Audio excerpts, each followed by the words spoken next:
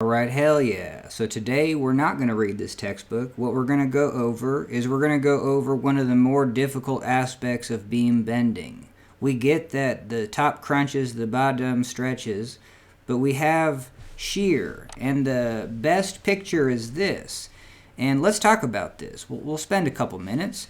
If you have a 2x4, like a stud, 2x4 stud from the hardware store, you can put it flat-wise, stand on it, and it'll bend. You know what I mean? You're like, dang, can I even stand on this? And it'll support you. It'll probably support about 350 pounds if you do the equations. Now, if you stack another 2x4 on top of that, well, the text will say that it has to be a pretty frictionless surface. Like ideally, you'd want to throw a bunch of ball bearings in between both of those surfaces, let's say. But you could just stack the 2x4, you know what I mean, still laying flat, and what you're going to do is be able to support two of you, you know what I mean, grab a buddy, stand on both of those, and they'll feel equally ready to like bend and break maybe, you know what I mean, you'll feel that, and so it'll be this picture right here. Now what happens is that when you nail these two boards together, put screws all the way through, it wants to do this. You know what I mean? So you can see that if I put a nail right through here and then went through the other one, so let's do that, just right through here. That's the most obvious place because you can see that this board is no longer under where that nail was. And so this bottom board wanted to go this way and shear that screw. So if you threw one screw in here, one screw in there, hey, you could throw some load and you might be able to break those. So that would be a cool experiment to do.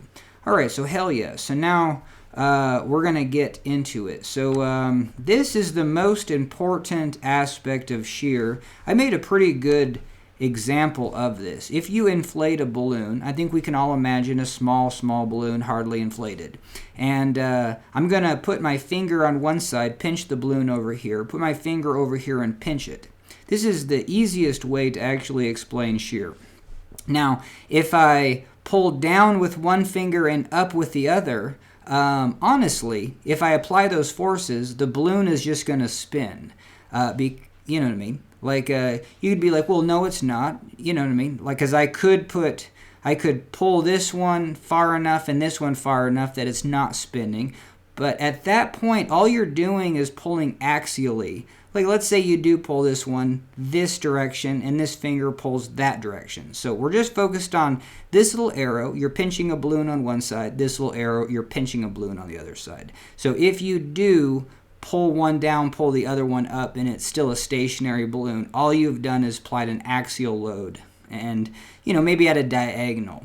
So if you want true shear, you know what I mean, going back to pinching on both sides, the balloon would rotate if you applied this upward and downward force. So we need another set of hands, great to do with like a classmate or something, have them grab this part of the balloon and this part of the balloon. And you can just have them say, don't do anything, just make sure your fingers don't move. You know what I mean? And then you can pull down, and you can pull up. That person will feel the same force. They have to resist, you know, as those arrows are. They have to pull this way. They have to pull that way. So if you're pulling down the head of the arrow, you're pulling up. The other person will feel like they're pulling this way and that way. And so that is, and the take-home point on shear is that if I can identify a small little element like this or whatever, that's probably where it gets hella confusing. But if I can just identify that there's one like shear stress, like there's some, because this is the shear stress. You have a face, and anytime you have this little square, it's actually a three-dimensional cube. And this is the shear on that face. And if this textbook was done appropriately, they would do a half arrow, indicating that that arrow isn't, you know, that arrow is butted up right against that face. You know what I mean? So some textbooks get hella technical where you chop this part of the arrow off. Cool. But if you have that stress and an area, that means you have a force on that surface. The take-home point is if you have one force on one surface, you know all three. if you have one force, you have to have a balancing force over here. That's forces in the y. And then you have to have the sum of the moments have to be 0. And so that's the easiest way to explain what we just explained with the balloon. So hell yeah, if you know, like right here, if you know this force is down, and then I'm going to say this square is this portion right here, you know what I mean, where these arrows are just one of these arrows, you know what I mean? So that's kind of looking at this. And so if I look at this little square and I know on this face there's a downward arrow, well, there must be an upward arrow and an arrow to the left and an arrow to the right. And once you get the hang of this, you know what I mean, if you find one, you know the other one's the opposite, and then you get kind of good at knowing that, well, these two arrows are going to point towards each other. If this one's up, this arrow also points towards each other. You know what I mean? Because the moment's opposite. If this arrow went this way and this arrow went that way, well, we'd just be spinning. Hell yeah. All right, so that's kind of shear in a nutshell. But that's... Okay, so now that ain't the take-home point, but now we're going to get into the juice. So you have a beam, and we're going to apply for this derivation to work. You can't have pure bending. You have to have bending due to a load. And this is where we'll come back to here because I can just say this in a few sentences. I need to get better at that. If I welded a plate onto these 2x4s, or just like screwed in a plate on the ends, maybe a metal plate that looks like this and a metal plate that looks like this with some handles, and then two people start to apply a moment. So a moment to get this smiley face would be a moment going this way, so the arrow would be this way. So we'd want to force on the handlebar this way, and then an equal and opposite force this way. So that would be, and even though these forces are at a distance, as long as we're applying them in this horizontal direction, and we welded it to this edge, a fascinating thing happens. We just put, and do the same thing on the other side with another person. You would have to use, I want to do this experimentally with something not like 2x4s. A human being couldn't, you couldn't apply a moment to get it bending visibly and the same as a person standing on it. But what happens if you do that? If you apply a pure moment in that fashion, you do not get this. You do not get a separation. Because, and then the plate kind of says it, you know what I mean? Welding a plate kind of fixes this location, all these locations, and so this location has to be fixed to that location.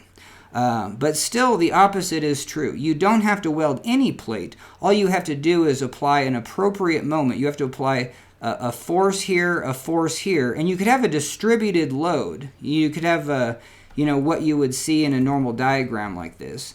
But if you had this moment on this side equal this moment on this side, so if you had these, this is stress, but if you had the equivalent forces looking like this, in this setup, you wouldn't have this.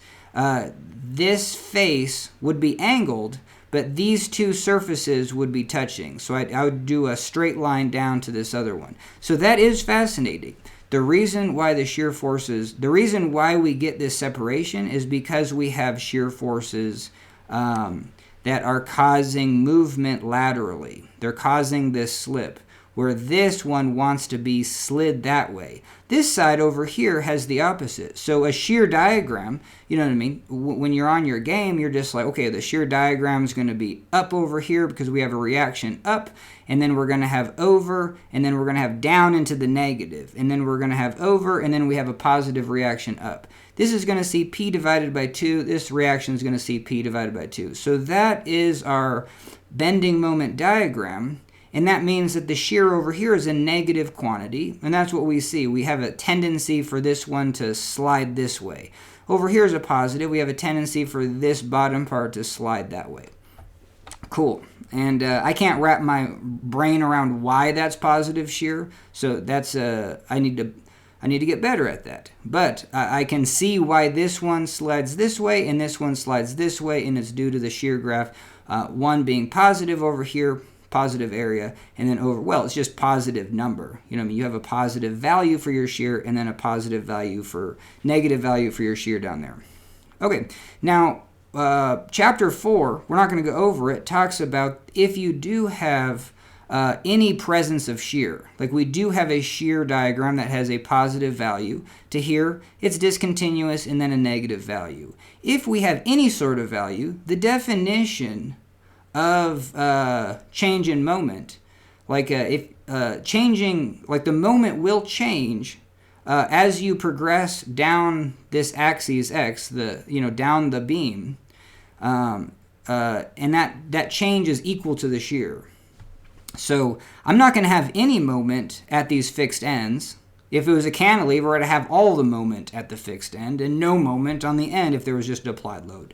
But in this case, I have no moment on the end. So it's kind of good to get used to that. And then you're just like, well, if I have no moment on the end and there's a presence of a shear, then that's going to cause, So my moment's going to go from 0, but I do have a shear force that is positive. So I'm going to have an increasing moment. And that's what we see. The moment right here is 0. The moment right here is a little bit. The moment more. And it's the area underneath that shear. So we have positive shear. It's just going to be increasing till this midpoint. It's not going to be discontinuous. That's from chapter 4. I'll go over that in another day. It's just kind of good to kind of do these fast because we really want to get to the derivation for the shear. But the moment's going to be maximized in the middle, and then because the shear diagram is negative, then we're going to go back down, and we're going to go back down the equal amount, and we're going to have a moment here of 0. So cool. But along that way, at any point in the beam, so if I'm over here, this side of the beam is going to have a lower moment, and this side is going to have an increased moment. So that's where we're going to be. And we're going to take our point, we're going to be like the halfway point. Even though we should take the shear at the midpoint, that's going to be the biggest. But for this derivation, because the moment on one side is m, and over here we're saying it's m plus, something, it makes sense that, we would pick a spot over here because we're going to have a moment right here of m. And then because we have that positive shear, which changes the moment just a little ways over here, I'm going to have m plus some sort of change in m. And this change in m is due to the shear. Cool.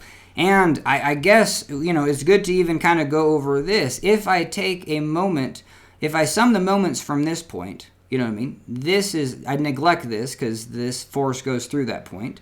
I'm going to have, with the right-hand rule, I'm going to have a negative v dx. So this is the shear and the distance. And then I'm going to have a negative moment. And that's going to equal this positive moment plus the change in moment. Or I can just say, it's easier to do this one. I'm going to say the change in this moment plus the change in the moment, that's going to be in the positive direction, is just going to be equal to my negative ones. So I have a negative m. These two m's are going to cancel. So now all I have is just dm. And then I have it on one side of the equation, and it's going to be equal this. So that's going to be a positive moment, this dm, and that's going to equal the negative moments. Since we already canceled out the two m's, that's going to equal this v dx. So that's where you get that derivation, that the change in the moment is equal to the shear force times this distance dx. And so that's the and it's kind of interesting just talking over this because they go through the derivations, but a shear force times a distance, that's the definition of a, area. If I have a length times a length, that's area. And, when it comes to integration, we just have a function, the height of a function, times a distance. Times it's the independent variable, y equals, like your value of y, and then your x, So you have your function evaluated, and then the distance, and that's going to be your area, the area under the curve. So we're saying the change in the moment is equal to the area under the curve of the shear, So that's literally, you integrate dm, you get moment. If you integrate just dm, you get the change in the moment.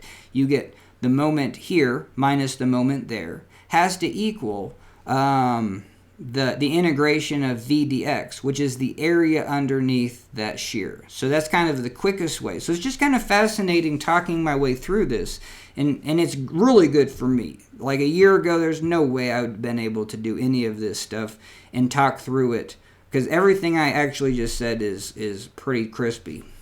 So that's pretty cool, because other than that, last year I just could care less. You know what I mean? If I get everything wrong, I don't really care. YouTube can, you know what I mean? The whole idea is to put yourself out there in an educational way, and it's almost better if you're wrong. You know what I mean? Because then you can actually spot the red flags. You can scratch your head and be like, I don't think that's right. I mean, you'll probably stop watching, but okay, so hell yeah. So that's kind of the derivation. But now we can just kind of move on to knowing that the moment over here is one value, and the moment over here is an increased value. Cool.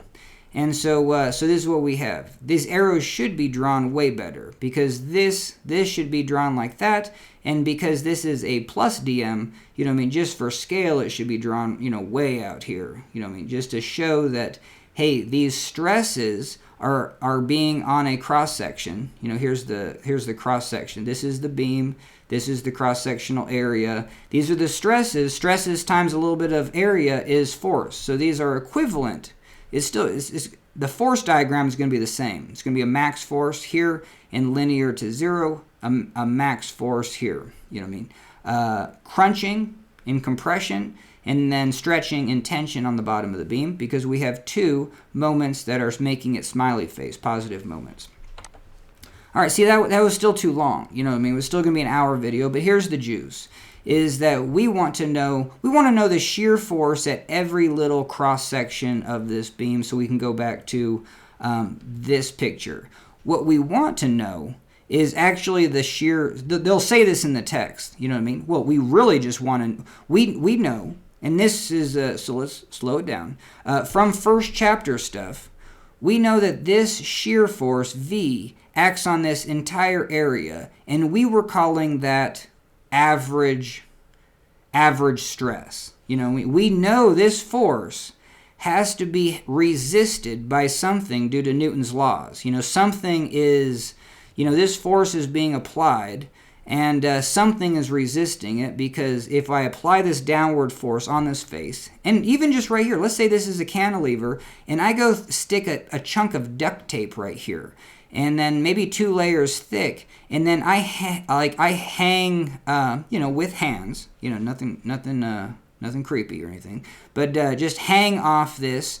You know, maybe it's just like a wooden cantilever, and I throw really strong duct tape onto this surface, you know, couple layers, and then I just grip it and then hang from it. So my load, my weight, that's literally on the surface of this face. Like that's the only place that's taking it, and I get that. Even though I want to throw in the towel when it comes to shear, or I want to analyze it. But from that aspect, it's still a little bit empirical. But from that aspect, like this face, if I was able to, and let's say the duct tape just ripped, you know, I could just support myself, I just bounce a little bit, the duct tape ripped. But then I get a cantilever that's twice the area, and then I can do that same setup, but now I could hang, you know, hold 2 people. You know what I mean? 2 people could grip that duct tape and then just hold on, support our weight, and then we could bounce once, and then it would tear or something like that. So take-home point is that force is being resisted by this surface area, because if we can double the surface area, we can show that we can now put twice as much. So there is a level of empiricism to material mechanics. It's saying I have a chunk of material, I can pull on it. I double that material, I can pull twice as much. You know what I mean? So that seems pretty simple, even when it comes to this idea of shear. But we don't know. Like maybe if I put the duct tape only like on the very outer edges, I don't know. See, now I'm getting into a realm. Throw some asterisks up, because I need to explore that. Because there is shapes. I mean, the take-home point is that we're gonna find that the shear value at the top is nothing, and that's surprising. The shear value at the bottom is nothing. The shear value in the middle is max. So that's bizarre. It's almost like you don't even, would that, I mean, I just want to think on the fly. Does that mean I don't even need to tape the tape to the top? It sounds like it. It sounds like I could just tape like half, and I don't know. You know what I mean? I think when the tape broke, that's a separate thing. That's axial tension in the tape. But anyway, so that's what we're going to find is that, well, go back to chapter 1. We have this force, and we're just saying, hey, it's just uniform all over. And we're going to call it good. Because if I have, let's say this is now a chunk of steel, it's a bolt, it's a 1/4 inch bolt. Hell, I'll shear it if you put it in a device where you're pulling on it, using it as like a pin to pull a trailer. You can't just get just a cheapo 1/4 inch, bolt. You'll just rip it in two. But then what we find is that bolt rips in two at a certain force. Let's say this V, and then and we're just satisfied. We get a number for that, and we're like, no, let's double that. Let's double the area, and then get on with life. So that's the empiricism. But then this analysis says, well, we can actually know why that number exists. That number is, let's say, half. Let's just say it's half of the tensile stress. Even though that's not what's going on in here, like shear is still leveraging because you have this little triangle. You're actually like leveraging it apart. You're actually pulling it axially this way at the same time you're compressing it in. So due to Poisson's ratio, you get, it should be about 76. I've made a video on that, not a very good one. But then you also have this aspect of the shear, where you can't take shear at the top and the bottom, and it's all concentrated in the middle. So that also means this 76%, adding percentages, and let's say this is 0.76. So hell yeah, that's where you're gonna get, you know what I mean? Is that right? I know two numbers multiply together to get 0.5. I just can't do the math on that, but there you go. All right, so sweet. And yeah, that's bizarre when you're just like, oh, that would be like a 5-minute little tutorial on figuring out. Isn't it just the square root of 0.5? So that's going to be 1/2 square root of it, square root of 2. It's 1 divided by the square root of 2. That's going to be 1 divided by, yeah. So it's either going to be 0.75 or 1.4. Anyway, I think we figured that one out. All right, so we just need to get on with it. So yeah, there's going to be no shear force at the top, no shear force at the bottom. Let's get back. Damn it, we're not flying through this. But here's, and I'm wearing like a hoodie right now. I'm really hot. So let's shoot for the next 5-10 minutes, 20 minutes.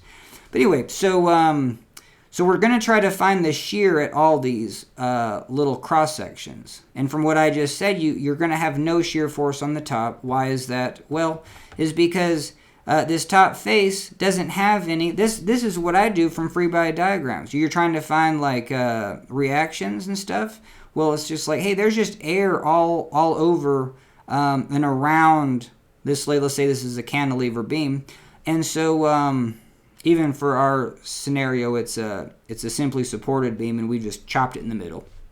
That said, but yeah, there is no forces on the surface of this beam, and so when we take this little little rectangle up to the top, and we try to apply a downward force right here, well, this goes back to the beginning. If I have a downward force, I have to have an upward force. If I have these two opposing forces, I have to have the force on the top and the force this way. And I can't have that force on the top. If I go down a little ways into the beam, hell yeah, we can start having that force. So that's why we're going to get an equation for that, and it's going to be max in the middle. And so here is the 1-minute version of why it's going to be max in the middle. And sounds like a TV show. Anyway, so we have the moment on this side, and then the moment on this side is bigger. And I just said that these arrows should be about this size, and these arrows for the diagram should be looking way bigger to make it obvious. Even right here, I don't even think they made this side even bigger at all. You know what I mean? That's a bummer, because this side should be as it is, but this side should look like this. It should be noticeably bigger, even though the change in the moment is probably not going to be noticeable at all. That's why these shear forces are kind of small. But anyway, so this side has these, because of the moment, you have these shear stresses. That's from the derivation of, how a moment applies on a beam and how you accumulate stresses. These are going to be compressive. These are going to be in tension. That's going to cause curvature. Cool. We don't even have to, we will actually have to get the equations for curvature. And those equations, what do those equations say? What's the equation? The equation is I can find this stress because I know the applied moment. Oh yeah, so that is an important equation. You know what I mean? Because we know actually from the shape, you know that a moment causes curvature, and this part compresses in, this part lengthens. And then that stress is what the derivation was for, strain. Strain is change in length. I hate these terms. Strain is change in length. You're going to have a crunching in on the top, a stretching out of the bottom.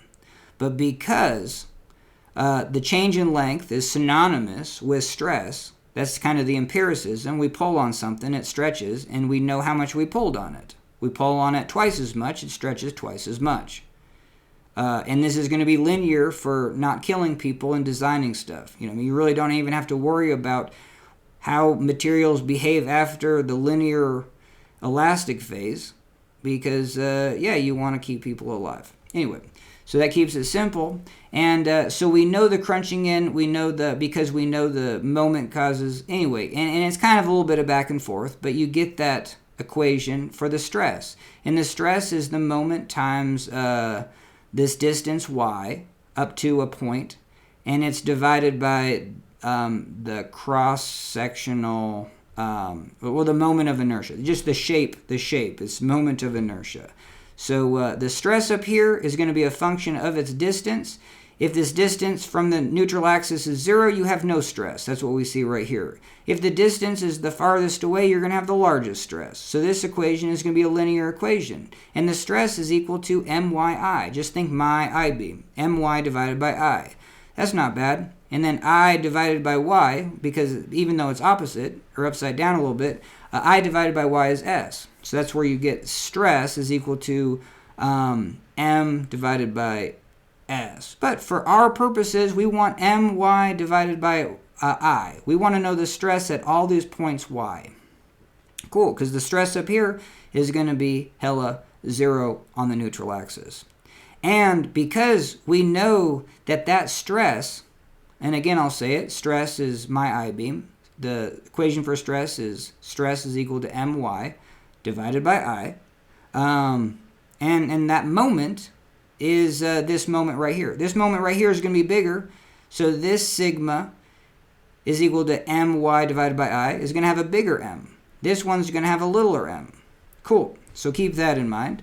And so that's why these stresses are going to be bigger than these stresses. That means these forces are going to be bigger, because force is just integration of saying, hey, this is the PSI on a little bit of area, and we can put a force arrow right there. We could put a force arrow on the top. You got to find integration to know that it's going to be 0 to some sort of max, but this side is going to have bigger force than this side. So then, that was not 3 minutes or whatever. So then we want to take this little chunk right here, and that's what we do down here. So the take-home point is these forces, this force this way is bigger than the force this way. And we have Newton's laws, you know what I mean, where it's just like we cut something out. Anytime I do a cut, I think it's a very good, useful thing, good for me, is that I imagine a free body diagram as cutting some sort of chunk out and then putting it into outer space. You know what I mean? Just go up a little ways. You don't have to go, I first said go like away from all the stars and stuff, who cares? But yeah, just get it up floating in outer space, and then come back down to Earth and apply the same forces on your little experiment in outer space. So we're going to apply a hella force, figure out kind of where it applies. It doesn't really matter for this one. You add up the area, you add up, pressure times surface area, you got a force arrow going this way. Over here, you're going to have a littler one. So I have a big force this way, a littler force this way. But this thing is stationary. Back on Earth, it's not flying across the universe, so my little experiment up in space, I can't have it going this way. Just because this force is bigger, I can't just having it travel that way. I have to mimic what it is on Earth. So I think that's a very, very useful way to do a free body diagram. And again, back to where can we put the force? Well, there's air on the top. See, I can't put a force up here. And so I can only put the forces where I made the cut. And so that's what we have on this cut. We're going to have a force this way. This one's smaller. We have to have something to make up, this plus this is equal to this bigger force. That's it. That's it. And then before we look at it, it's really good to, I think, this is maybe just good for me, with the visualization. So because I have this force, let's just say it's like this force plus this shear force, and this is where I look at a stress diagram. I just absolutely hate stresses, because they're just PSIs. But you have to, every time you see a stress diagram in a material mechanics book, I just wish they would put a free body diagram with the forces. That would be just incredible. Because even on this one they didn't. Like, this is still just a shear stress, but because we, and this is a cross-sectional face. So how does this even work? Is that we took our beam like this, and then we sliced this way. So that got me right now. It's like I was thinking that this is the cross section. Hell no, this is just a chunk sideways out of this beam. That's what we have right here on the surfaces. So you can't see them, but this is the face, and this is the face. And so this is the cross-sectional face. So if I could put this diagram right there, that would show you what we're looking at sideways. We're looking at a width, be this direction where you can't see, and then we're looking at the side of the beam. And that goes back to, and I forgot to say that, is that there's no, and maybe there is, maybe there's not, but there's no good way to figure out the value of these stresses on this face. But because the horizontal face doesn't have nothing going on, this face, the face of the cut has those moments going on. At the neutral axis, there's zero stress, zero forces. We're going to have crunching forces this way, stretching forces this way. So we got a lot going on this face, even though we just have normal forces. But we don't have any up and down forces. Was that true? Isn't the shear force technically an up and down force? How does that work out? Uh-oh. I said something that I shouldn't have said. But anyway, back to our little element. When we're analyzing, obviously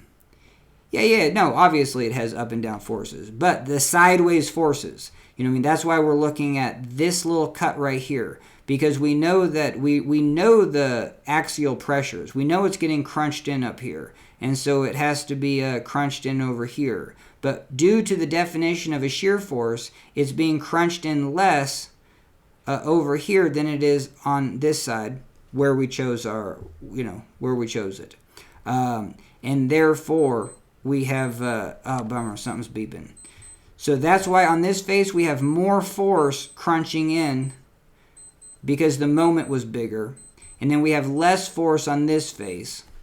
So, and then this is our dx slice. So if I slice this right here, here's my little slice, and I have a moment on this face that's bigger than the moment on that other face.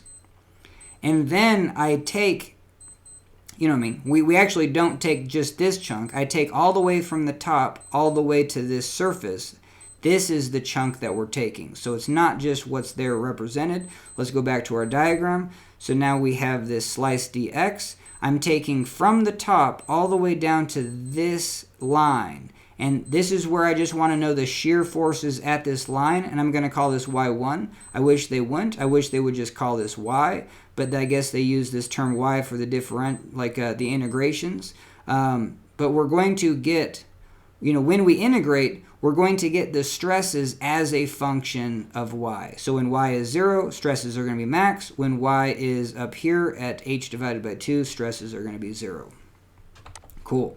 So, yep. So my bad on looking at this. This is looking at the beam sideways.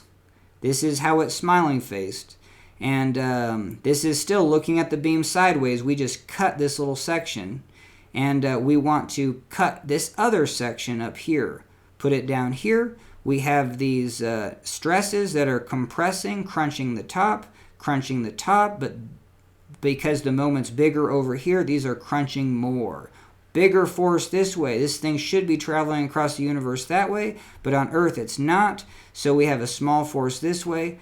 So we must have on this cut face another force this way, which is shown as a shear pressure, a shear stress. That pressure times the surface area. So now we're back full circle. That surface area is this dx, and then the width is b. Here is the cross section. So we have this shear tau times dx times b is the shear force. So keep that in mind because we'll need that. So when we do the free body diagram equation, we have this force plus tau dx b, basically just the pressure times the surface area. You know what I mean? Even though tau, I hate all the letters. You know what I mean? They just make you feel like you're going to flunk. And I did. I had to do this twice. Anyway, so hell yeah. So you have the pressure times the area. That makes it simple. Shear tau times dxb. Sweet. And that's going to be that force. This force is that derivation. I didn't go over it in this video. But it's the sigma is equal to my I-beam. Sigma is equal to my divided by I. And hell yeah, which is just the pressure is just a function of the moment. That was that whole derivation. Pressure is a function of the moment times its distance from the neutral axis divided by the actual shape of the beam. And it's pretty glorious because you could actually have that whole equation as a function of the strains because that's how we derive it. You know what I mean? You actually apply a moment and you see a noticeable curve. That curve is a crunching, a stretching by definition. The material is linearly elastic. It's homogeneous. And so this line just becomes a diagonal line. It becomes a trapezoid. And we talk about that a lot. And the moment is continuous, so it's going to be a continuous curve. But if this moment increases, that it's actually going to be that trapezoidal is going to get higher, angle. So you're going to have something. If it's continuous, if you just have a moment, pure moment, you're going to get a circle. A circle is a change in angle that's constant. But when you have an increased moment, your angle is going to increase. If you had a decreased moment, you would start with a circle that's nice and tight, and then you would end maybe with a straight line. That's a cantilever. All right, hell yeah. So that even was too much information, but we have to do this free body diagram. And I'll show you the equations, but I really do think it's good to talk through this. You could look at the equations, but you're going to have this force. They're going to call it F1, plus this force, which is tau dxb, pressure times that surface area, is equal to force 2.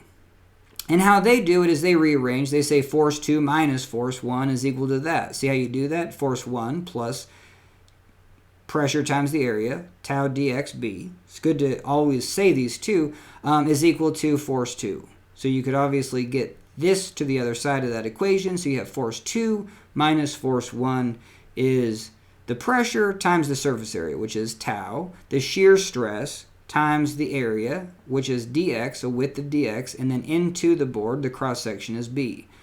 b dx is the surface area on that little cut. Hell yeah. And then when we have this force minus that force, well, the equation of this force is the moment my divided by I. That's the equation for this. But the moment's going to be m plus dm y divided by I, minus this one, which is going to be my divided by I. So this is m plus dm y divided by I. This is m y divided by I. So they're basically almost the same. This one subtracted that one. The moments are going to cancel except this little change in moment. And so now we should be looking at that equation. So that's where we have. So it's good to even talk your way through it without having to see the equation. So I'm going to have dmy divided by I is equal to tau times b dx. That's it. So I have dm, the general equation for this is my I-beam, my divided by I. I said I had m plus dm y divided by I, but I had to subtract my divided by I, so I'm just going to have dm y divided by I. Even though this is a small differential equation, dm, it's a change in moment, a small change in moment, y divided by I. But the other side is also got a little bit of differential. It's this tau dx times b. So that is, and then so the only other aspect, before we actually look at the equation, is we're going to have a dm on this side. We're going to have a tau dxb on this side of the equation. We're going to take that dx and divide it to the other side. So then we're going to have dm divided by dx. And that, by definition, that's supposed to have light bulbs go off. I don't think it ever would for me. But if we go back to this, that is the definition of shear. So if we go back to this and take a moment right here, this force doesn't have any moment. This is a positive moment. This is a negative moment. So this m cancels that m. And again, if I want to solve for dm, I'm going to say, hey, this is a positive moment, so dm is equal to all the other negative moments. So this is a negative moment. If you use your right hand, thumb goes into the board, fingers sweep up. That's a negative moment. So this dm is equal to v dx. So dm is equal to v dx. You could just do that. So you could just say, hey, there's an equation. dm is equal to v dx. We talked about that. In this equation, we just said that we got a dmy divided by I. Cool. Just instantly replace it with v dx. Because then, if you do that right now, you're going to have v dx, y divided by I. And on the other side, you're going to have tau dxb. You're going to have a dx in the numerator up here, and this dm we replace with v dx. You're going to have a dx in the numerator. You could just say those cancel, or you could take this dx and divide it by that, and you'd have a dx divided by dx. So that is probably the crispier way to do it, where you actually understand that a change in moment is v dx, which we just talked about. That's the only thing about integration that's a little bit tricky, is just well, isn't change in the moment just shear? No. Change in the moment from one place to another is the area underneath the shear diagram, which is v dx. It's this, it's feet times feet. That's area. It's force times distance. That's moment. So that's the definition of integration. But if we see that dm is equal to v dx, I can just take the dx downstairs to the other side, and I can say dm divided by dx is v. And if it's your first rodeo, which it was mine, even starting this year, I wouldn't know what the hell that meant. But no, it's dm divided by dx is there you go. That is the change in the moment with a small change in dx. So we're going to say, hey, the moment right here is a number. We're going to go a little bit of a dx, and now our moment changed. It's another value. This value, let's say, is 100. This is 101. So now our change is 1. So we move dx, and so that's a change in the moment of 1 when we move dx, let's say, from there to there. 1. We're going to call that a unit 1. That's the definition, you know what I mean? So that's just kind of exploring what a differential and kind of talking your way through it. That was my goal, and that's why I think this is kind of cool where we don't write anything on the page, where we just get to kind of talk through, and maybe it's just hell, you know what I mean? But now we get to look at the equation. So the whole point was the force over here minus this force is equal to this resultant, you could say, or this force plus this force has to equal that force, you know what I mean? So you got three different things. You can rearrange them however you want. This is m plus dm. This is m plus dm. These are opposing, so the m's cancel. You're going to have dmy divided by I is equal to tau dxb. And so I can take the dx to the other side, and then I'll have dm divided by dx, and that's where that's supposed to, light bulbs will go off, and that's supposed to be shear. You know what I mean? So when you see dm divided by dx, and now let's look at the equations, and we're still an hour into this video probably, but we did pretty good. So here's where they do f1, f2, f3. So they do f2 minus f1. You know what I mean? So let's get to that. They do, well, they probably did it right here. So this is, they said F3 is F2 minus F1. So just the common equation for a force is sigma, well, it's the integration of sigma dA. Sigma is MYI, so sigma is MYI. Did I mess up on the dA part? I guess well, the areas are the same on both those faces, so I made a faux pas and just assumed that the sigma, the my divided by I, that was lazy and just a big error on my part. I think when I was saying my divided by I was implying that was the force. My bad, that's wrong. That's a stress, and you still have to multiply it by the area.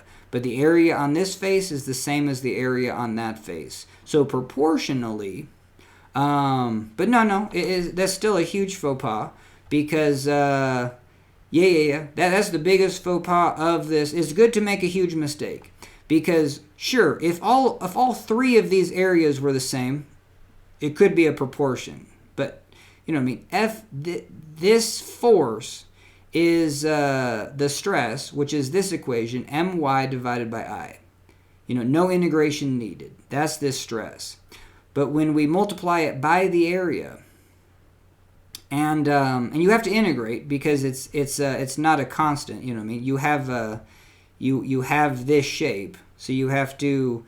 I mean, it's basically going to be a location where you're going to have a force in the middle due to this rectangular box, and then we have a triangle, so it's going to be a third up there. But hell yeah. So sorry about that. So that force you do need to integrate. You need to take the stress and integrate it as a function of y. You're going to take y from y1 to y to h divided by 2. So this video we're not going to go into integration, but the wild thing is like, hey, that's like a simple integration. The y, you're going to have y dA, which also sucks because it's y dx dy. But in the x direction, you just have the width. You know what I mean? So however you want to take the integral for the width, you could say that this is the origin and this is negative b divided by 2 and to b divided by 2. You can just pretend that your origin is right here, so it's just the width is b. So when you integrate this equation, you're going to integrate y dx dy. There's no x in this, so your dx just integrates to x. Your limits are 0 to b, or negative b divided by 2 to b divided by 2. That's a constant. So m, I, and b divided by 2 can come outside of the integration, and then you're just going to have the integration of y dA. Integration of y dy.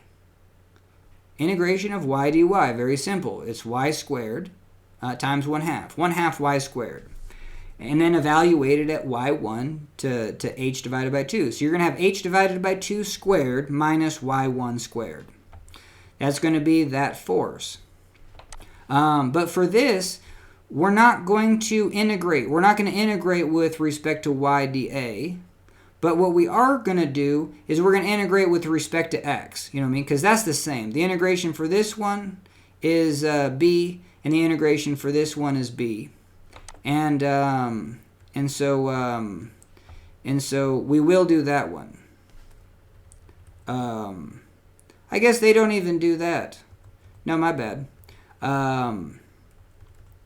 Yeah. So it's good to go over this because we don't even need to do that. So I guess the light bulb moment is when we keep this, when m and I are constants, we can bring them outside of the differential equation. We'll have the integration of y dA. And that's supposed to have light bulbs go on that the area times the distance is the moment of an area. It's the leverage of an area. Moment is always like a moment of a force. That's a force times a distance. When you just have the word moment, like moment of inertia just has the word moment, but it's a second moment of mass. You know what I mean? Where first moments, moment of a force is just the first moment of force. And it's still the force, but you just take the distance multiplied one time. You don't square the distance. So here we have some area, and we are just going to multiply it by the distance to that area. And that's the moment of area. Now, if we had a y squared here, hell yeah, that's the definition of moment of inertia. We have a little bit of area, and we're going to, and that's area moment of inertia. And the bummer is a lot of people don't say it's the second moment. And but when people say it in class, you're just like, hey, that's the second moment of inertia. I do not know why. That's what I do in my videos. It's just like, why wouldn't you go over that every single time? You get good at it, and it doesn't take 3 hours. You know what I mean?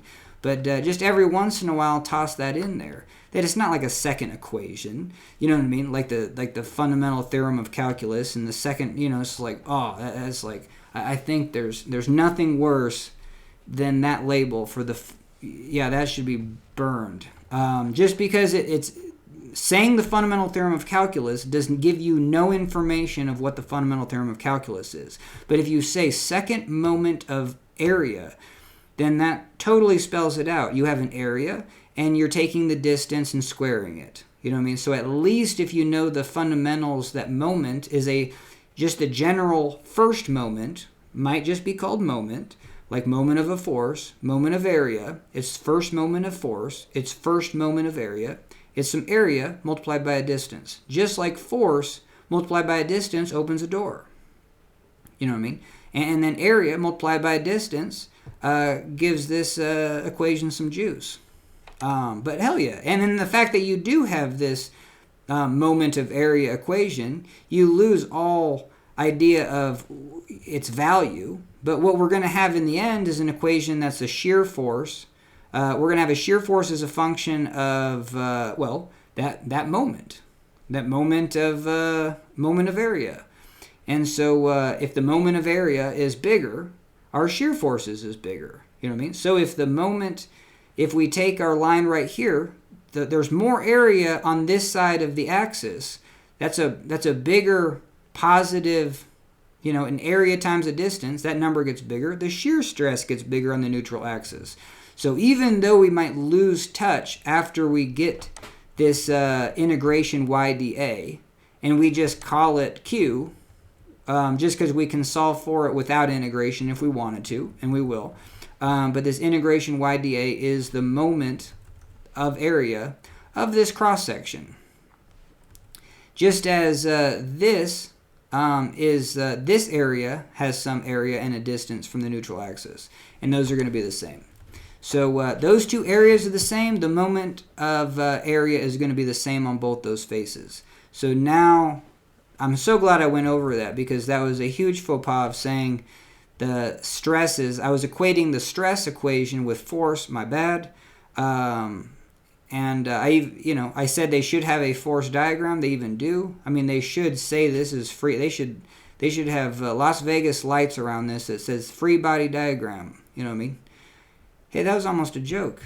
All right, so booyah. So we have this F3 is going to be F2 minus F1. F3 is going to be sigma, which is that my I-beam, the moment, Y, I.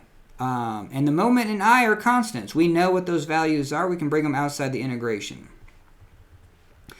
And we have that moment yi, and then we have to get the force. Yeah, so that we have to come back up to here. Sorry about that. To actually get the force right here, I have to say, well, there's some area up there and some stress on there. Stress is just in PSI. So, I have some PSI. Let's say this is just like a little 1-inch chunk and this thing is hella huge.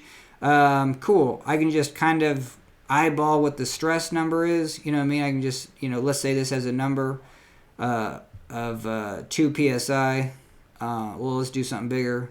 Let's say it's 1,000 PSI right there. And so, that'd be fine. So let's say it's 1,000 PSI and 1 square inch. So we have 1,000 pounds on that. And let's say we have, that gets a little excessive. Let's say it's just 100 PSI right there. So we have 100 pounds right there, and looks like let's say we have 10 of them across. So we're going to, probably 5. So we have 500 pounds right there. Just kind of eyeball stuff like that. So we got 500 pounds right there. Hey, we might only have like 700 pounds right there. So maybe we have 700 to 0. Cool, so now we kind of get an idea of what the forces are over here. And from this cut, I have 1, 2, 3 of those. So yeah, let's say I have 1,500 pounds. That's actually one of the problems. It's about 1,500 pounds on this side. And let's say it's just a little bit less over here. But the wild thing is well, how much less over here? I can just go to the shear diagram. We know that these moments are going to cancel anyway. So actually, that value just is the shear. So that's where it is kind of fascinating doing this. That's why you want to do proofs about like 10 times in a row, to be like, oh, like if you don't do the proofs, you'll just use the equations but not know where they came from. But if you do the proofs 10 times in a row, you'll just be like, oh, why do I even need to find the change in moment? Because I'm going to divide it by dx, and that's going to be shear. And so for this, I don't even need to know what these moments are. I just need to know what the shear force is. And so, yeah, that's kind of fascinating. All right, so back to the free body diagram. F2 minus F1 is F3. F3... don't get too carried away. That's what we said down here is just going to be the shear force, which was the pressure, which was from this diagram, is going to be the pressure on this face times the surface area. So pressure times area is the shear. Now, even though, that's a bizarre thing too, because even though we spent all this time saying there's 0 shear up here and there's max shear right here, what we just did right here is an average shear. So you should chuckle and laugh every time like something like average shear comes in, because it's kind of like a who cares. But in this case, because we can, if we have this cross section, I'm going to have the same. I could slice this cross section up real thin.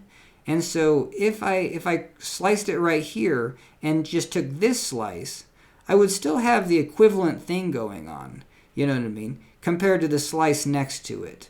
So nothing funky goes on here. This shear force is probably pretty close to average. In the literature, I don't think it's said that the shear force is kind of constant across the width, and better said, this pressure is going to be a constant number across the width. So, and that can be true because we're not interested on the shear on this outer face. We're just interested in the shear on this strip. So this is fascinating. This little square can represent and does represent a three-dimensional cube. But what it does not care about is the shear forces on this face. That is what it does not care about. You do not have to have any up and down, left or right forces in shear on this face. So if I have this little cube, sure, if I have a downward force here, I have to have all 4 of those. But I do not have to have anything on this face or the other side of that like dice, like cube that we're imagining. So that is the reason why this shear force, this pressure, is constant across the width. So hopefully that was a pretty good explanation. Man, I feel like I'm doing really good. So I don't know. I'm just impressed that I'm able to talk my way through without making a lot of mistakes. And again, people appreciate these videos because like I'll just cover it 1,000 times. I think physics and math are like juggling, where it's just like if you see a juggler, they're going to juggle 5 balls. But if they just juggled once in a circle and then called it, you'd be like, no, keep doing it, and then we'll enjoy it. You know what I mean? You can kind of get the feel for how they're doing it, maybe. But hell yeah. So I definitely think math and physics is like juggling. Sometimes you have to drop all the balls, go back to one, toss it in one hand, toss it in the other, and, you know what I mean? Combine them, get 2 balls going, and that's kind of what we're doing. Especially since we flubbed up this free body diagram. So sweet. So there you go. So we have, well, not there you go. I mean, so this force, F2 minus F1, so now we're doing the juggling thing, is equal to F3. I just went through that whole process to be like, because they're gonna smuggle in F3 in a second here, and it seems like the hardest part and like the part you should do first.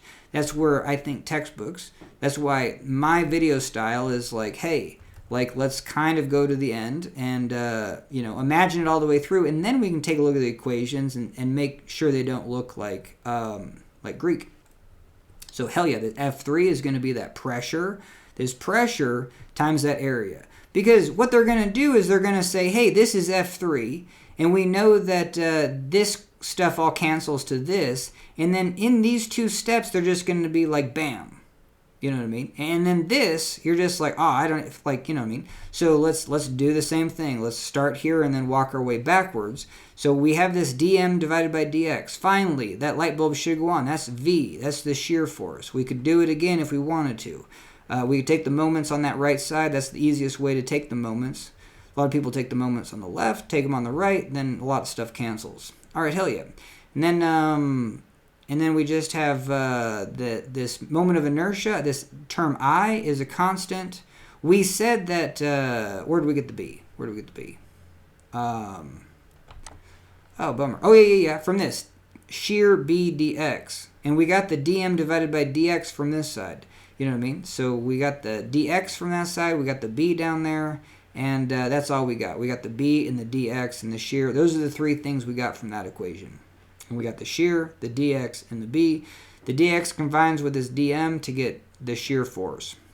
And we get shear force. This is Q, so we get VQ divided by IB. And if you never want to do the proof, just use this. Shear is VQ divided by IB. But this is a difficult one. If you are just going to this equation, oh man, I don't think you have a chance. Because especially when you get into I-beams, you're going to be like, well, what is this thickness? Is it the thickness of the flange? Is it the thickness of the web? You know what I mean? But nah, you can still just use this equation and get on with life. But yeah, it's useful to, it's 100% useful. If you don't go through the proof and kind of understand where it's coming from. So now my MO is to, when you're doing the sample problems, you know what I mean? Do the proof to get the equation and then start solving the problem.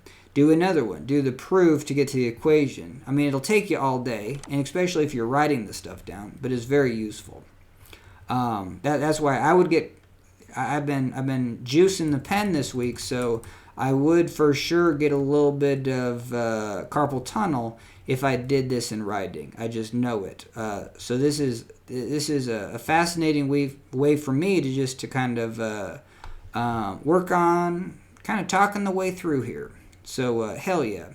So now we got it. You know what I mean? The juggling. F2 minus F1 is F3. And it's just fascinating kind of saying those things so many times. That's the juggling process. And what's F3? It's that shear pressure. Pressure times area. It's tau B dx. And so I think that is a very useful thing, especially for when bizarre stuff pops up. You know what I mean? And this might be one where you're just like tau B dx. You might be like, I don't know where those things come from. You know what I mean? And even I kind of messed it up because this is looking at the beam. This is a side view This is also a side view. We just chopped it and then looked at the moments on both sides. This is the cross section. Cross section has a width B. This section has a width D. And so this, even though they don't show it in 3 dimensions, I think the Hibbler book probably, I just got the Hibbler book because one of my subscribers is going through this, and it's kind of just cool just for that motivation to be like, hell yeah, I failed this because I had an awful professor. Wouldn't let you, you couldn't survive. They would say one thing and move on, where I say the same thing 50 times. You know what I mean? Only way to make it stick. So this pressure, shear force, times the area, which is dx, with B into the board. That's going to be that bottom area. Hell yeah. And that's the only thing that's creating a force. And again, that force, nothing funky is going on. It's going to be, and this shear pressure is going to be an average, you know what I mean? Because it actually, you know what I mean, it might be a little bit bigger here than it is there. You know what I mean? Because if we start slicing this up, but you can't slice things more than a dx. Doesn't that go to infinitesimal, town? And so, yeah, I think we're doing pretty good. All right, so F2 minus F1 is equal to F3. F3 is tau B dx. See, you can just say it in the song. So we have F3 tau B dx is equal to, this is sigma. This is sigma 2. So it's also good to say, hey, this is force 2. Force 2 is associated with the pressure sigma 2 integrated over the area. So it's, and sigma itself is my divided by I. And we're going to integrate dA. So we are going to integrate dx dy. That's what the integration of dA is. So if sigma is my divided by I, that y is a function of that integration. It's not constant. Only the m and I are. Cool. So now we can see why this sum of the forces in this direction. We can say this F3, say it again, tau B dx is equal to the integration of sigma, which is the moment m2, the moment on this side, sigma 2, which is the moment at 2, y divided by I, and we're going to integrate, because that pressure is over a small differential area, we're going to integrate from y1 to h over 2. So the limits of integration right here would be y is equal to y1, and then y is equal to h divided by 2. And I guess I see now why they call this y1. I think I would just, I guess, because we're actually, that's fascinating, because we're actually taking a chunk at some sort of arbitrary y, but when we do our integration, I'm going to go up to some place on this face a distance of y, and then put a small little dA. So that shows that this y, and that there it is. So here, this y goes up to some little chunk on this little cross section, and I'm going to integrate from y1 to h over 2. So hell yeah. And in this book, they always do like this y1. If it's not part of the differential equation, if it's an actual value, they'll use like y1, m1.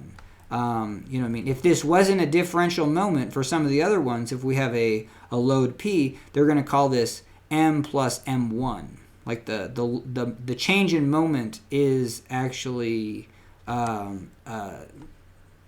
just infinitesimal. It's actually a value. Cool. All right, so that kind of explains a lot. And so we have sigma 2, which is m plus dm y divided by I. And we're going to integrate, because we have that small little area and a pressure. Pressure is in pounds per square inch times area in square inches. So we get pounds. So this checks in SI. This is a pressure in pascals, newtons per meter squared. Area is in meters squared. Hell yeah.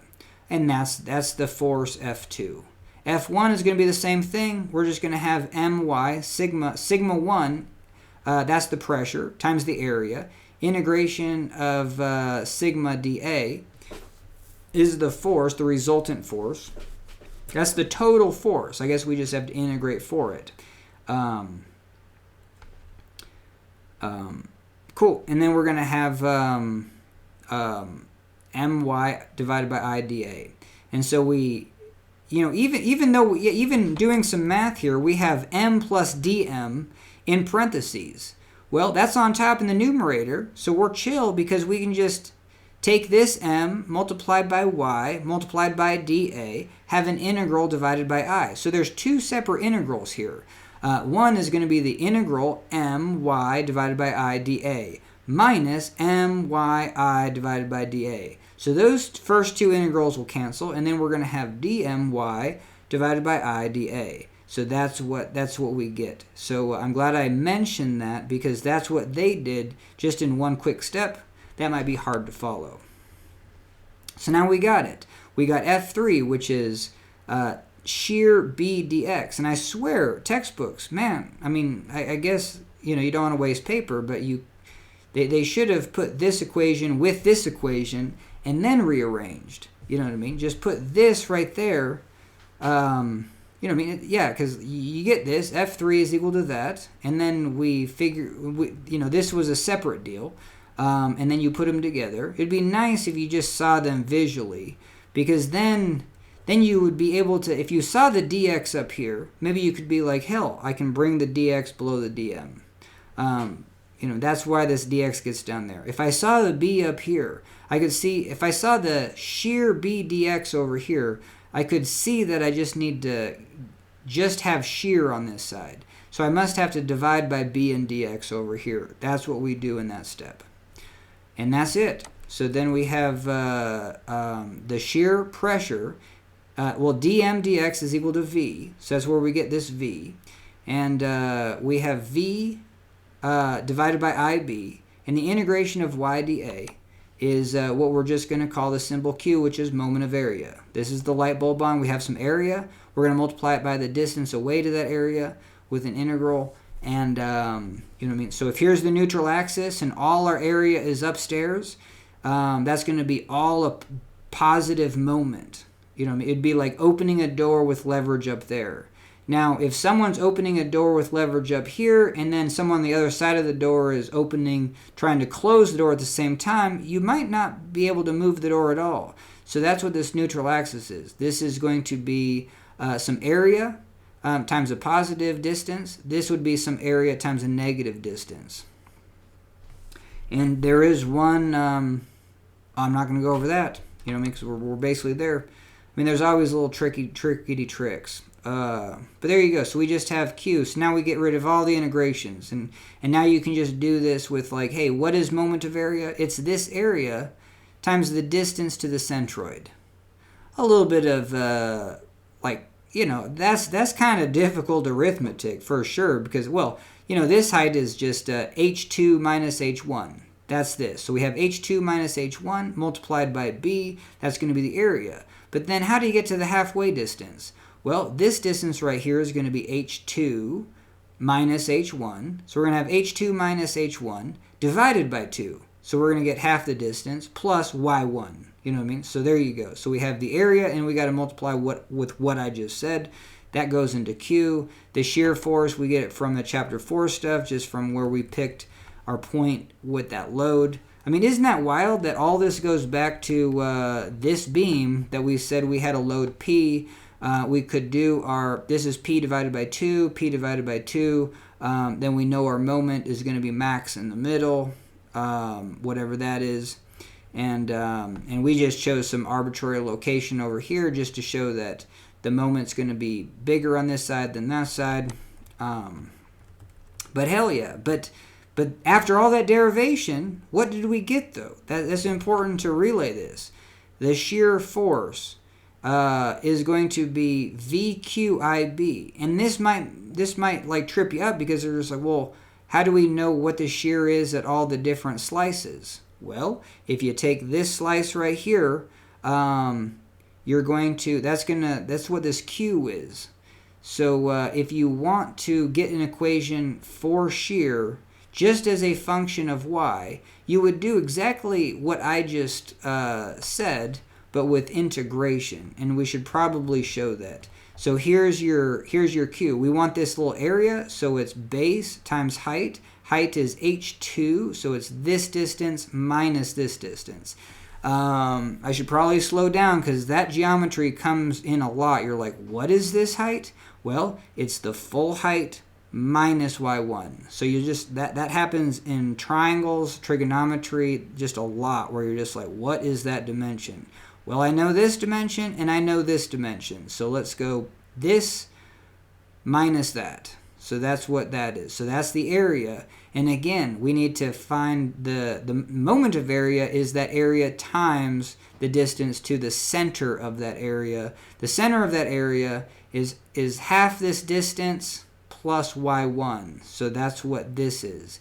It's h2 minus y1 divided by 2. So h2 minus y1 divided by 2, that's half the distance, but then plus y1. So that's the distance from the neutral axis to the center of that. And that's Q. But it's just so much easier to do with integration. Look at this. Q is equal to the integral of y dA. Hell yeah. So you would have double integral here. You would have integral y dx dy.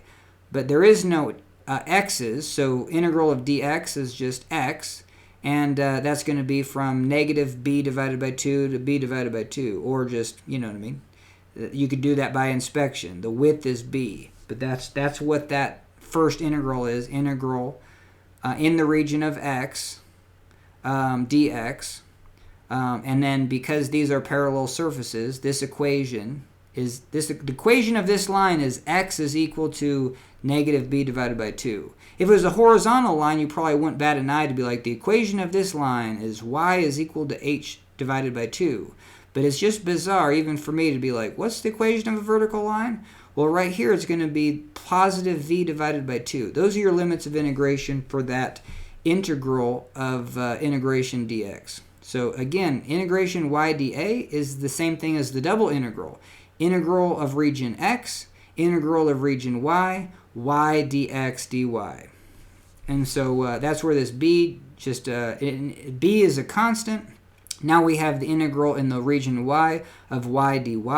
That's going to be 1/2 y squared when we take the integral.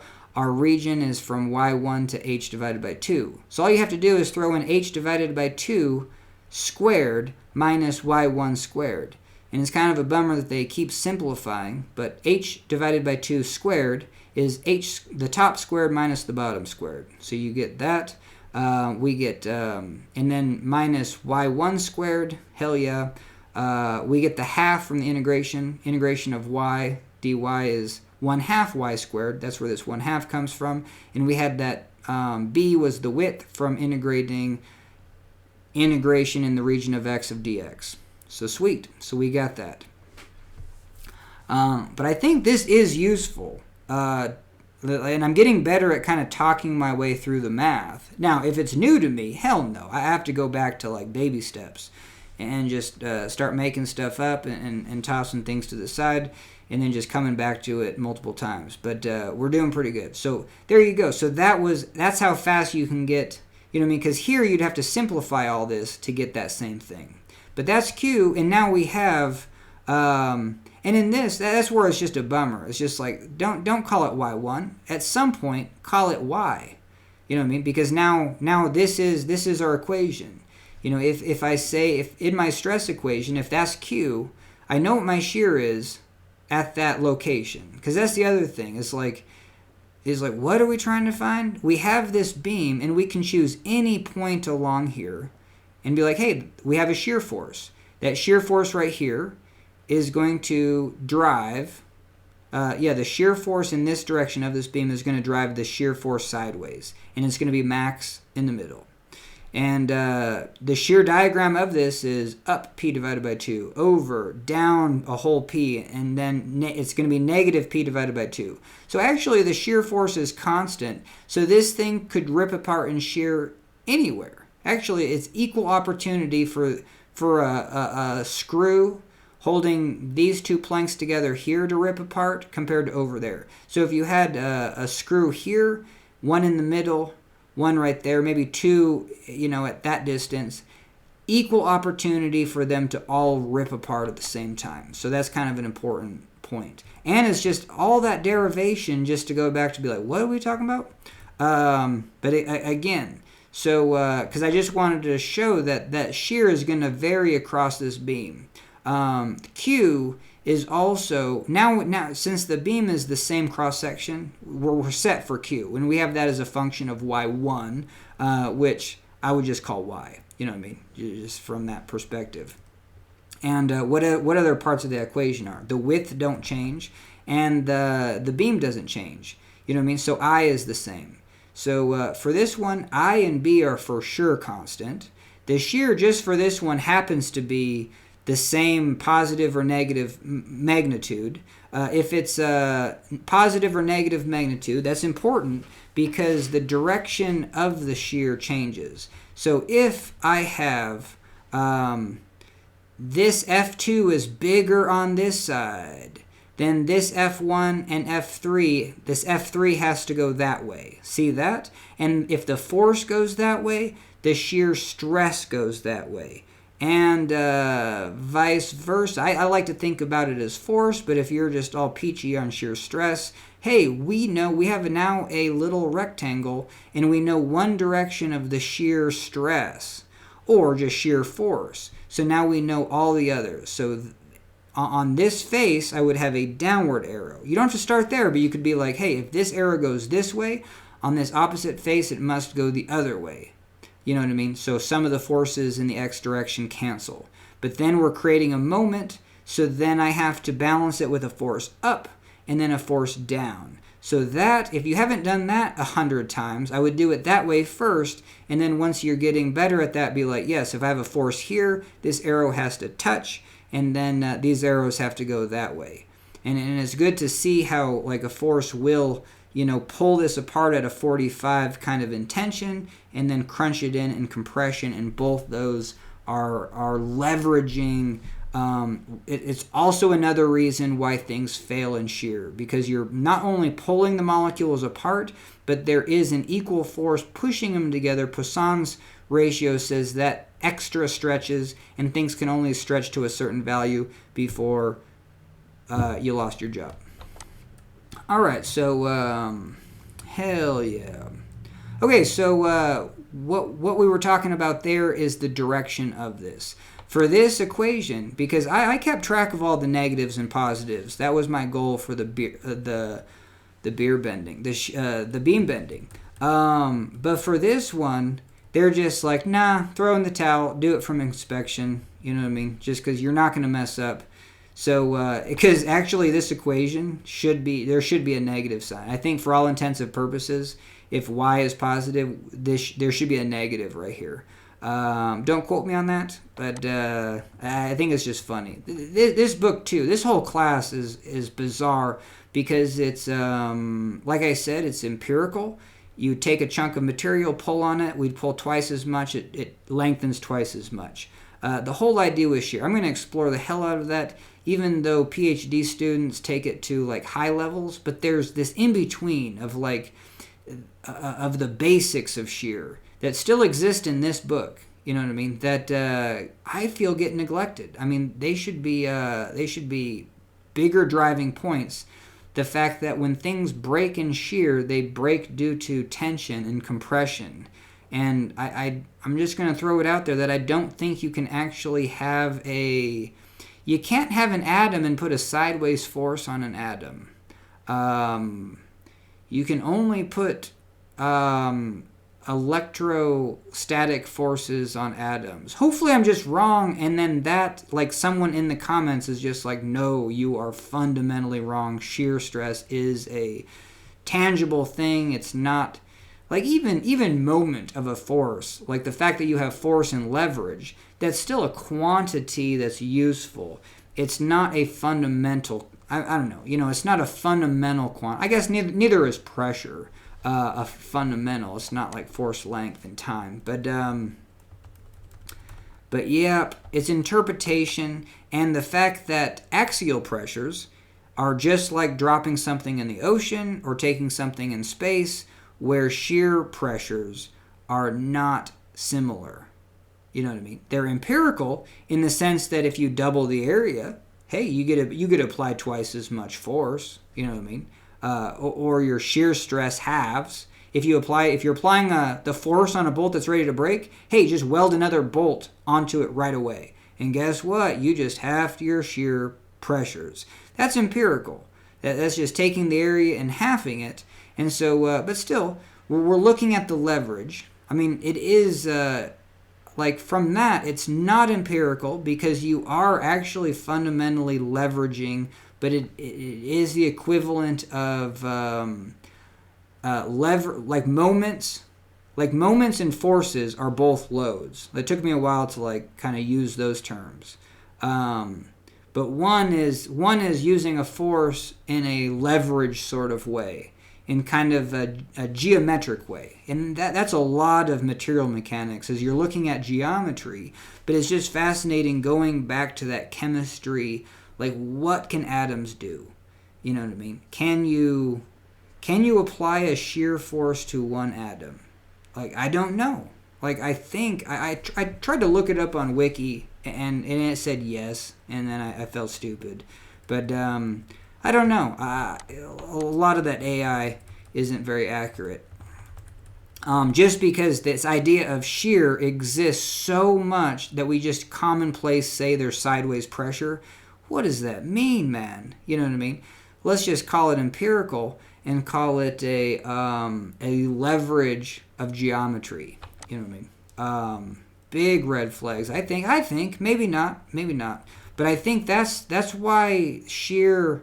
I don't know, and it's just fascinating. Even following students from India and watching a few videos when it comes to having doubts, using that word doubt, and it's just like, hell yeah. That's why I'm a slow learner, because and that's even my brother. I'll tell my brother, a quantum physicist, some of this material mechanics stuff, and he has such a high level of skepticism that he only will believe it if he can run the equations himself.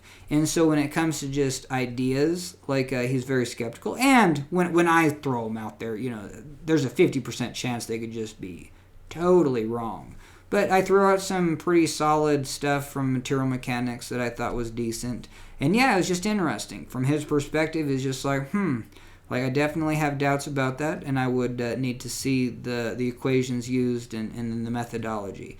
It's just kind of fascinating. But then he was able to, I don't know. I don't know if he agreed. I think I just told him that atoms, from material mechanics perspectives, are still electrostatic forces. Those forces would have to act through the center of the atoms. You can't have a sideways pressure, but I don't know. You know what I mean? So anyway, that's where I don't think I'm revolutionizing anything anyway. I just want something to make sense. So that's where my hugest doubt. That's why I don't know. And no, I was just not with it when I came to this class and learning. And so when this value shear, one is just I didn't like the letter. You know what I mean? The epsilon letter. I said epsilon, but just the Greek letter tau for shear stress and pressure. I don't think anyone likes it. I don't think anyone likes the word shear. I don't think anyone likes the word strain. I don't think anyone likes the word stress. I think people are okay with pressure, area. And I just think it's funny how they're just like, oh, it's just pressure and area. We'll just call it that way the entire way through. You know what I mean? Call it the pressure that develops, and that number can't be exceeded. But just by textbookology, you just call it stress. All right, so we have this equation, and we're trying to figure out where it's useful. And so that was kind of a little side tangent. So we know we can integrate with respect to q. We can get that integration as a function of y. It's going to be a function of y squared. So if you want to look at that one again. So we have, here's your y. So we can get, if we throw in q is equal to 0. If y is 0, hey, we're not going to negative anything. So it's just going to be a big positive number. Hell yeah. The other thing on this q value is that if we had q downstairs, we would have to call it a negative. But we're not really worried about that because we're not worried about positives or negatives. But one thing comes up. Sometimes if you're trying to find this line, you're going to take the q of this box, which is the center of it. But this area right here is... oh, see, I don't even want to do that. I don't know. I mean, one, you could play it safe and just chop it up into two areas. You could say this is a positive area, and then to that positive distance, and this is a negative Q, and I think that's honestly the same as just taking this area and then finding the centroid, because it would be the same as if it was the entire area.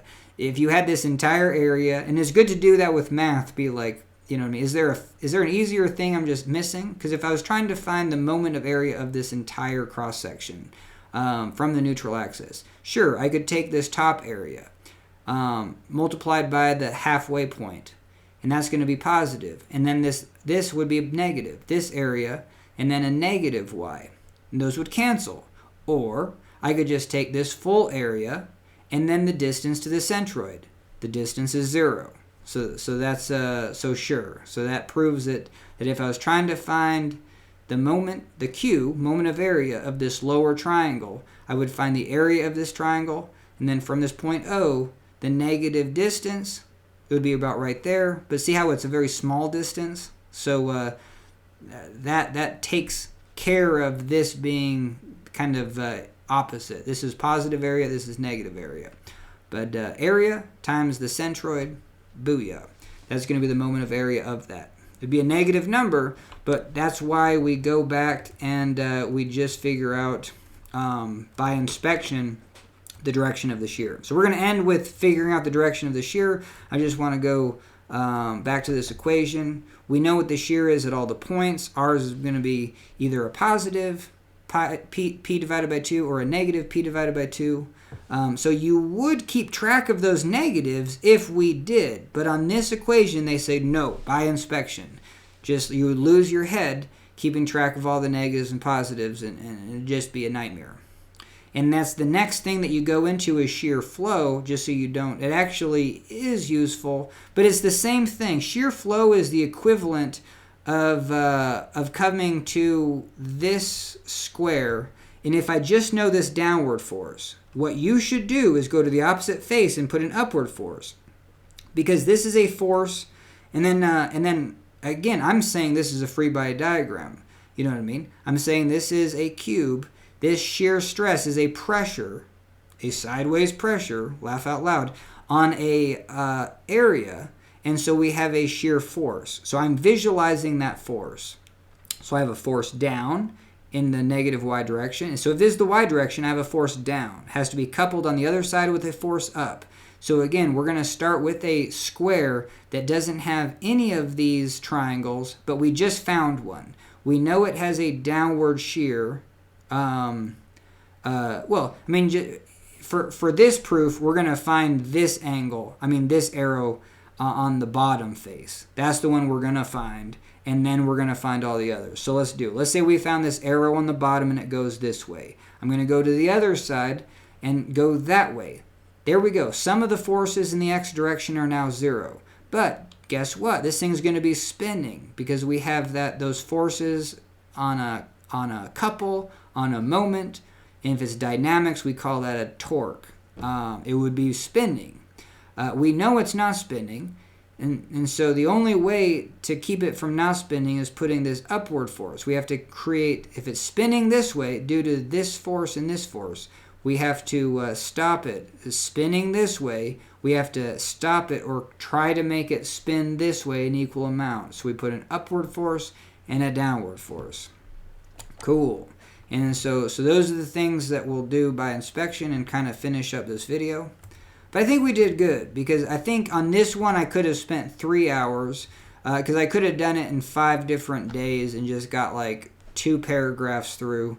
And so I think we did pretty good for one of the hardest concepts in this book. And it's actually just fascinating. Once you get to the end of this book, you're just like, yeah, there's some advanced sections that you're just like, meh, you know what I mean? But I'm almost getting to the end of this book where I'm just like, okay, it's actually a basic book. You know what I mean? It gives you, for how complicated material mechanics is and this introduction is just like, that is also a fascinating thing. When you kind of can see even if I mess up some of the examples or mess up a lot of the problems, there still is the idea that all the fundamentals are there, and yeah, and I'm kind of enjoying kind of reading textbooks from that perspective. Or I'm burning up with this hoodie. I got a winter hat on. Took it off. All right, so we have the shear we know at the cross sections. The moment is going to be a function of y. So now we can find the this number at any value. So, I mean, it should be a negative down here, but again, we're not going to care about that. So if we're down here a slice, we're going to do by inspection. That's what we're going to finish with. The moment of inertia, second moment of area is just the shape, and it's how much area is away from the z-axis. So this is a moment about the z-axis. So if it's tall, hell yeah. We got and if this is big, this number goes down. So actually, this shear stress is what we want to be small, because we already set it up. We have our beam. We have our 2x4s like screwed together. That was the example, and we put a couple people on them right in the middle. And we want to know if the shear forces are going to shear those bolts, shear those screws. So, and if this number, let's say if it's steel, let's say just reaches 29,000 psi of shear pressure, then we're hosed. But actually, oh yeah, bummer. Oh yeah. So if the two wood beams were glued together, you would have sorry about saying screws are through. It would be more sensical if they were glued together, because the shear forces at any of these lines are the entire the shear pressure on that entire face, widthwise and lengthwise throughout the beam. And so if I just had one screw, well, I would have to take the entire shear pressure and then concentrate it onto that one or two screws. So this is something I want to try to see if I could shear wood screws with two 2x4s. Because once it concentrate, I think alarm bells are going off that there's more to it. But no, I mean, same thing with glue. If you got a glued surface, this is the PSI that happens along that face. And if the PSI can only be concentrated on two screws at the very ends of those 2x4s trying to hold them together, hey, if I jump on the middle, I should be able to shear those 2x4s. I mean, shear those wood screws, metal wood screws. All right, so this is the pressure. If this number gets big, that's why this is very good for glued wood surfaces. Even though glue can be pretty hella strong, I mean, it from an allowable load perspective, it can be a 10x. If you got a glued beams, we can only have a shear of 10 times the actual and then just wood in general. It doesn't even have to be glued together. Wood sucks in shear. Like all the fibers are lengthwise, but if you push on the top of an I-beam, like on the top of a stud and bottom on the other, you can actually get those fibers to shear across each other relatively easy. Like it's a order of magnitude of 10 or less strength. So there you go. So if steel, we can get 30,000 psi. And wood, we could get a compression of 6,000. Hey, maybe we can only get 600 to 300. Maybe a 4x less. Anyway, so that's kind of some values on, most things aren't going to fail in shear. That's why all this work just to, have stuff not fail in shear because it's overly built or something. But it shows you the whole process, and you get to get more complicated from here, and this is just the start. Okay, so there's your I-beam shape, second moment of area, there's your width, your shear, and then your moment of area. Q is moment of area, and that's going to have this y value, and that's going to be a y squared.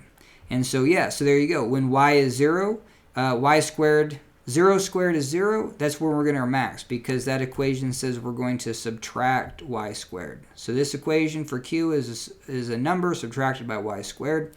If y squared is h divided by 2, this becomes 0. And so we're going to have our max shear force at the neutral axis, 0 at the top, and I'm sure there's a diagram right there. So booyah. So there you go. And it's always good to talk your way through and then see the equations and the diagrams, and you're like, oh, okay, hell yeah. Cool. So that's it, and we're just going to end with pretending like we're going to take some cuts. We know the moment 0 here, 0 here is going to increase. So we have a positive moment. The moment for this one is just going to be, because the shear stress is positive and then negative, but it's constant, we're going to have 0 moment here, and then we're going to have a linear increase in our bending moment up to a max in the middle, and then linear decrease back to 0. So if back to our here, we're going to have a lower moment and then a higher positive moment.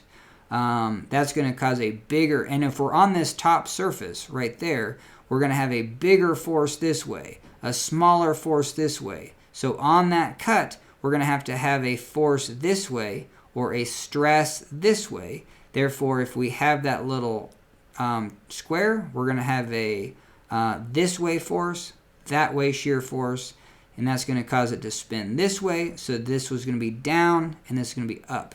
Or you can just say that we have to have a force this way, which we're going to have a downward force. Those two arrows are going to point towards each other.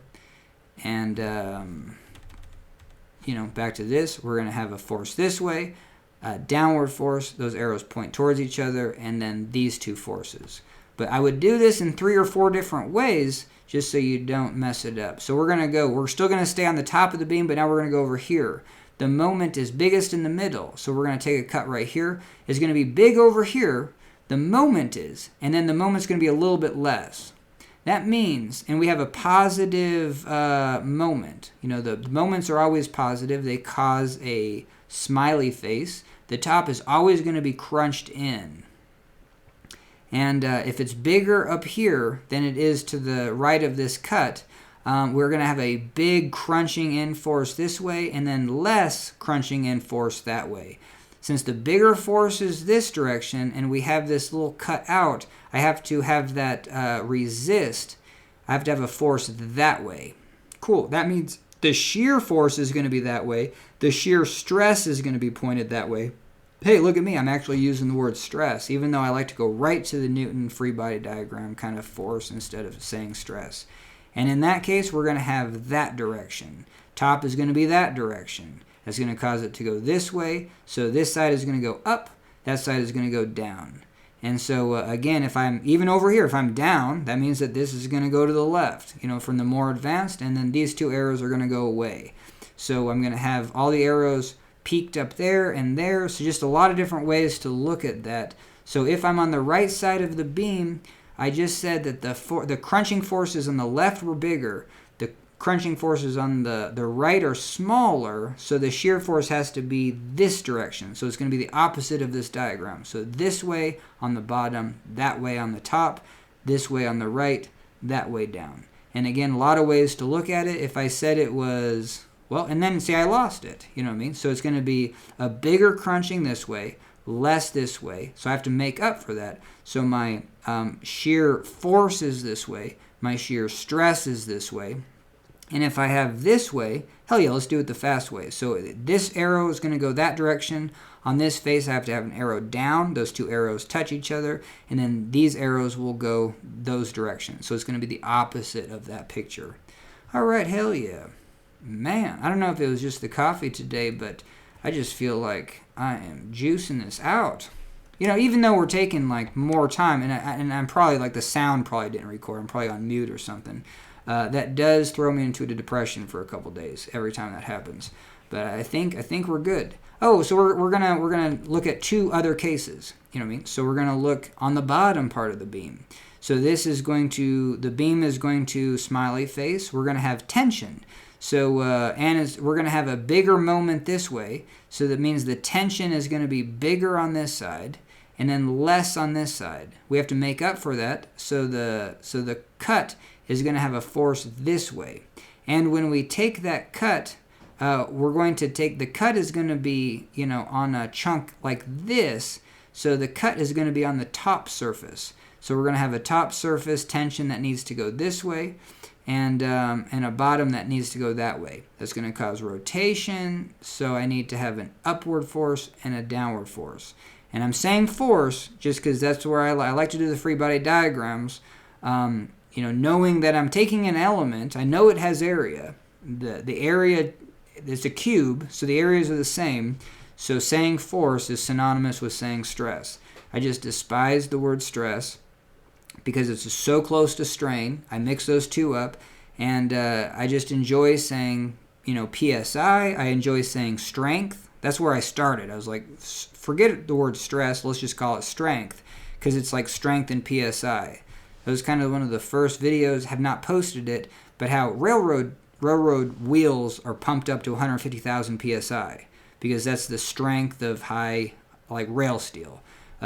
Mild steel, 50,000, stainless 100,000, rail steel 150,000, and steel that's used for and even a grade 8 bolt 150,000. You can buy that at a store and be like, hell yeah, I got something. And so the train tires theoretically are pumped up at 150,000. Like your car tires pumped up, mine are pumped up to 30 psi. And so they have a contact patch of the weight of the car. Same thing with the train, pumped up to 150,000 psi. If your contact patch per wheel is only about a dime or smaller, then hell yeah, that's going to be indicative of the weight on that wheel. That contact patch in inches times 150,000 pounds is your psi. Or what are we saying? The weight on that wheel times that contact patch, the area in square inches of a dime. So that's going to be weight of the wheel, the weight through that wheel, divided by the area. That has to equal 150,000 psi. You know what I mean? So that's pretty cool. Anyway, all right, so one more. We're going to go over here. The tension on this side is going to be bigger than this side. So we're going to have a bigger tension arrow this way, a smaller tension arrow this way. We're going to have to make up for that shear force to go that way. And our cut is going to be like this. And so that's going to be a top surface going that way, bottom surface going that way. So, or let's do it the easier way, or just the more advanced. If I have an arrow on the top going this way, this arrow on the side must meet it. These two arrows must go away, and there you go. And so that, again, if you get these shear pressures that are sideways, laugh out loud, you get forces, shear forces in those directions due to the pressure times the surface area. This is a cube. It's always a three-dimensional cube. So this force, and again, they should do half arrows. And it's just kind of cool watching some of the PhD students or people who have graduated in this kind of go over the technical details. They're just like, hell yeah, if you do a half arrow, it indicates that that arrow is right up against the surface. Because even like right here, you might confuse it. It looks like it's the distance away, but that's why you get rid of this part of the arrow. You just have the arrow on the other side. That indicates that this pressure is on that face. Now, maybe this is actually, textbooks are usually 100% right all the time. So maybe it's just when they do the force.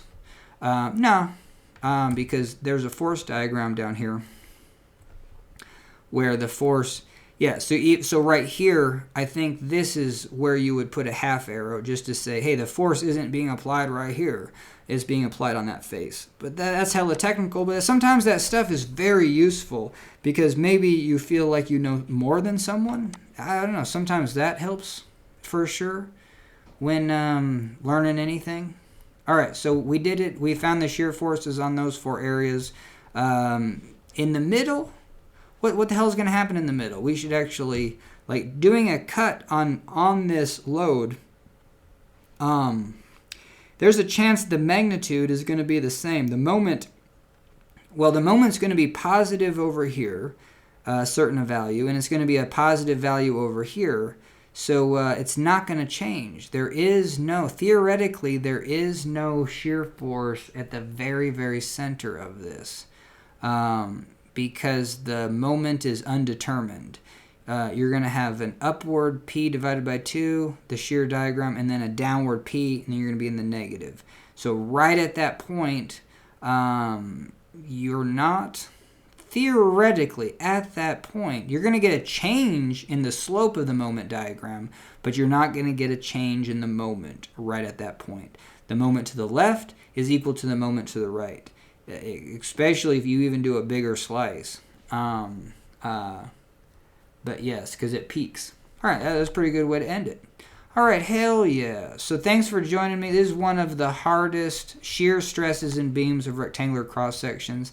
And the reason why it is hard is because it doesn't drive. Like things in bending, like bend and break way before this whole idea was that you have two 2x4s that are glued together or something like that. You glued these together and they actually want to do this, and you got the wrong glue, or glue's not very strong, you didn't clamp it, and hell yeah, if these pop, you know what I mean? Because that's a good place to end, because a fascinating thing that I want to do is take really thin strips of wood that can't support me. Even if I stack 10 of them together, like if I did one, it would just be too floppy.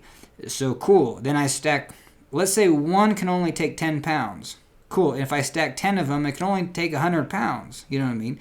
Because of this, they'll just slide over each other. They're not strong. But you glue them together, those 10 strips, holy Toledo, you might be able to get 1,000 pounds. Or, you'd 10x, maybe 20x the strength, just because you glued them together. But at that point, maybe the glue is going to tear, and then you're still going to have that issue.